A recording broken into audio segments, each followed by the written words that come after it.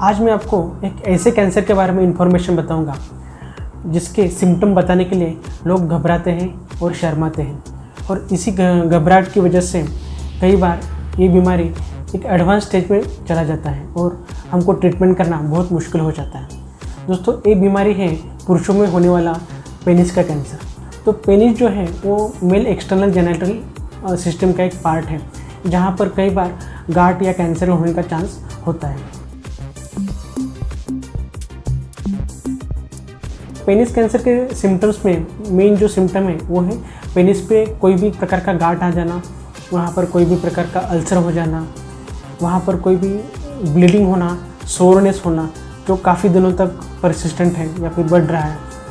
उसी के साथ कभी कभी पेनिस का जो कैंसर है वो ग्राइन में या फिर जांघों में फैल सकता है। तो जांघों में गांठ आ जाना ये भी पेनिस कैंसर का सिम्टम है। तो ये सब सिम्टम अगर किसी पेशेंट में है तो कई बार ये पेशेंट ये सिम्टम बताने के लिए घबराते हैं और उसी की वजह से ये बीमारी एडवांस स्टेज में पहुंच जाता है।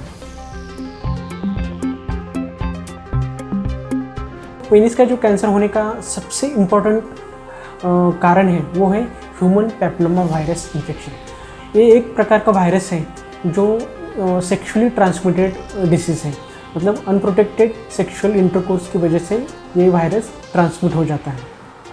मोर देन 50% ऑफ टाइम ये बीमारी ह्यूमन पैपिलोमा वायरस इन्फेक्शन की वजह से हो जाती है। उसी के अलावा कई बार कुछ पेशेंट्स में फाइमोसिस नाम का बीमारी होता है। तो फाइमोसिस मतलब क्या है कि पेनिस के जो ऊपर का स्किन होता है जिसको हम बोलते हैं प्रीप्यूस, तो ये प्रीप्यूस जो है वो रिट्रैक्टेबल नहीं होता, तो उस केस को बोलते हैं हम फाइमोसिस। तो जिन पेशेंट्स में फाइमोसिस है उनमें भी ये बीमारी कैल्शियम पेनिस होने का चांस बहुत बढ़ जाता है। उसी के साथ कुछ पेशेंट्स में अगर इम्यूनिटी कॉम्प्रोमाइज है, जैसे कि HIV इन्फेक्शन है, तो उन पेशेंट्स में भी पेनिस का कैंसर होने का चांस बढ़ जाता है। सबसे जो इम्पोर्टेंट चीज़ है वो है कि ह्यूमन पैपिलोमा वायरस इन्फेक्शन को रोकना।